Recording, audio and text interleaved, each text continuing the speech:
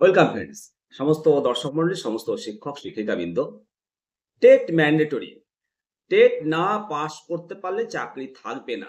Review review পথে হাঁটতে চলেছে রাজ্য সরকার। আপনারা একাধিক সংবাদ মাধ্যম মারফত সে খবর জেনে গেছেন। তো বন্ধুরা, শুধু রিভিউ নয়, রাজ্য সরকার কেন্দ্রের কাছে লিখিত আবেদন করুক যাতে আইন সংশোধন হয়। কেন্দ্র সরকারের কাছে সমস্ত রাজ্য সরকারগুলো আবেদন করুক আইন সংশোধনের জন্য। আদালতের লড়াই চলুক, পাশাপাশি কেন্দ্র সরকার আইন সংশোধনের জন্য চাপ দিতে হবে যাতে কেন্দ্র সরকার আইনটাকে সংশোধন করে। শিক্ষার স্বার্থে, শিক্ষকের স্বার্থে রাজ্য সরকারের এই পদক্ষেপ অতি সত্বর গ্রহণ করা উচিত যাতে কেন্দ্র সরকার আইন সংশোধন করতে বাধ্য হয়। সম্প্রতি রাজ্যের বিরোধী দলনেতা মাননীয় শুভেন্দু অধিকারী মহাশয় উনি সাংবাদিক সম্মেলন করে জানিয়েছেন যে আমাদের ভারত সরকারের পক্ষে কেন্দ্রীয় শিক্ষামন্ত্রী মাননীয় ধর্মেন্দ্র প্রধানজি উনি আশ্বস্ত করেছেন ওনাকে পশ্চিমবঙ্গের শিক্ষকদের টেট নিয়ে চিন্তিত না হতে। ভালো কথা, কিন্তু আমরা যে ঘটনা দেখলাম ত্রিপুরার ক্ষেত্রে, ত্রিপুরা রাজ্যের ক্ষেত্রে, সেখানে শিক্ষকরা হাইকোর্টের রায়ে জিতেছে। রাজ্য সরকার চাইছিল টেট ম্যান্ডেটরি করতে, শিক্ষকরা হাইকোর্টে গিয়ে তারা জয় লাভ করেছে।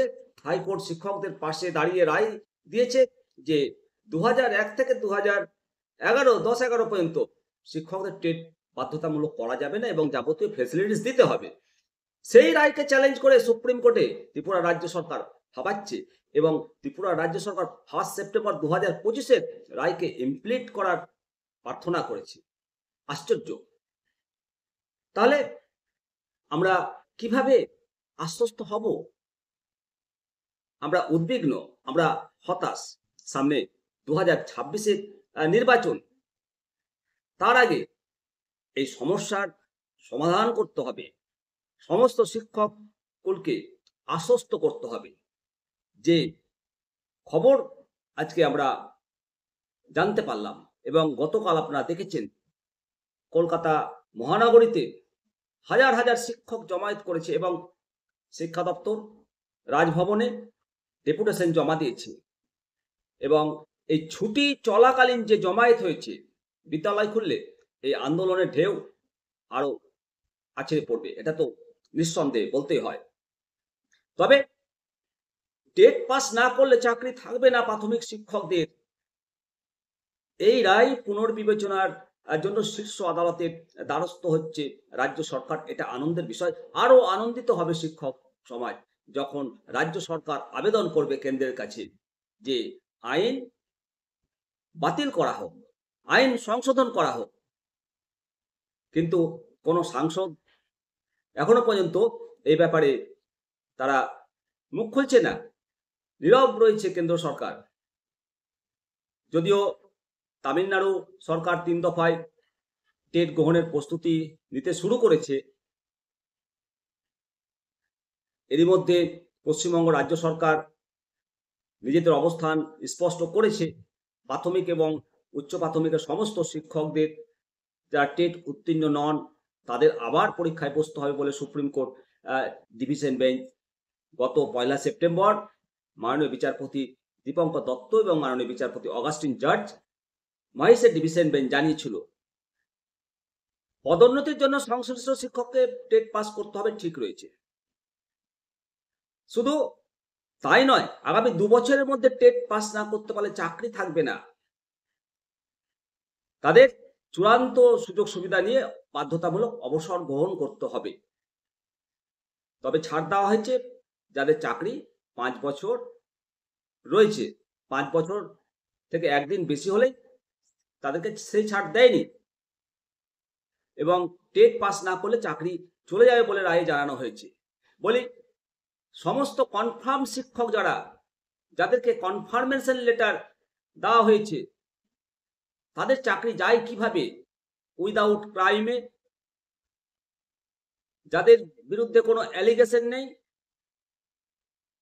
এমনকি সুপ্রিম কোর্টও বলছেন যে এনাদের অবদান রয়েছে শিক্ষার ক্ষেত্রে, এনাদের হাত ধরে বহু ছাত্রছাত্রী আজকে জীবনে প্রতিষ্ঠিত, তাহলে অবসর গ্রহণের সিদ্ধান্ত কেন? তাহলে কনফার্মেশন লেটারটা কি? 2 বছর পরে যে কনফার্ম চাকরি কন্টিনিউয়াস ভাবে 20 বছর, 25 বছর, 26 বছর, 28 বছর, 30 বছর ধরে চাকরি করছে, অভিজ্ঞতা অর্জন করেছে, অভিজ্ঞ শিক্ষক, তাহলে কি অভিজ্ঞতার কোনো মূল্য নেই? সম্প্রতি রাজ্যের তরফে নবান্নের প্রস্তাব পাঠিয়েছিল শিক্ষা দপ্তর, তাতে সম্মতি জানিয়েছে নবান্ন এবং রায় পুনর্বিবেচনার আর্জি জানাবে এমনটাই জানা যাচ্ছে। এটা খুব ভালো লাগছে। তবে এই যে রায় সুপ্রিম কোর্টের, এই রায় কার্যকর হলে তার সরাসরি প্রভাব পড়বে শিক্ষকদের ক্ষেত্রে, পাশাপাশি পঠন পাঠনের ক্ষেত্রে ছাত্র ইস্টু শিক্ষক রেশিও কমে যাবে। বেশ কিছু শিক্ষক সংগঠন এর বিরোধিতা করে পথে নেমেছে। শেষ পর্যন্ত রাজ্য সরকার রিভিউ পিটিশনের পথে হাঁটছে, সেটা আসার কথা।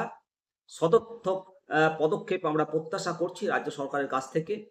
আদালতের দ্বারস্থ হওয়ার পাশাপাশি রাজ্য সরকারের উচিত কেন্দ্র সরকারের কাছে লিখিতভাবে আইন সংশোধনের দাবি জানানো। এত বড় একটি বিষয় রাজ্যের সাংসদরাও সেভাবে এই বিষয়টিকে তুলে ধরছেন না, এটা উদ্বেগের ব্যাপার। সেই 2001 সাল থেকে আজকে 26 বছর কর্মরত অবস্থায় আজকে হঠাৎ করে বলে দিল যে টেট দিতে হবে, টেট পাস করতে হবে, পরীক্ষা দিতে হবে, ঠিক আছে, টেট পাস করতে হবে, ঠিক আছে, কিন্তু চাকরি কেন যাবে? কনফার্ম চাকরি কেন যাবে একটা পরীক্ষার জন্য? টেট তো কোনো একাডেমিক কোয়ালিফিকেশন নয়, এর জন্য মাত্র 5টা নাম্বার বরাদ্দ। আমরা যারা আগে নিযুক্ত হয়েছি আমরাও টেট পাস করে এসছি। TET TET, teacher eligibility test, প্রত্যেকেই সেই এলিজিবিলিটি দক্ষতা দিয়ে পাস করেই তারা নিজের চেয়ারটা অধিকার করেছে, অর্জন করেছে, বসেছে, শিক্ষকতা করছে। কাউকে রাস্তা থেকে তুলে এনে বসিয়ে দেওয়া হয়নি, এটা মাথায় রাখতে হবে। কারো দয়াতে কেউ শিক্ষক হয়নি, নিজের যোগ্যতা প্রমাণ করে সবাই শিক্ষকতা করছে। অবশ্যই আমরা আশা করব রাজ্য সরকার সমস্ত শিক্ষকের কথা ভেবে, যেহেতু মামাটির সরকার চলছে, শিক্ষক স্বার্থে সঠিক পদক্ষেপ রাজ্য সরকার নেবেন, এই আশা সরকারের কাছে আমরা করছি। অবশ্যই প্রিয় শিক্ষক মণ্ডলী, আপনারা আপনাদের কমেন্ট সেকশনে করবেন। জয় হিন্দ, জয় ভারত।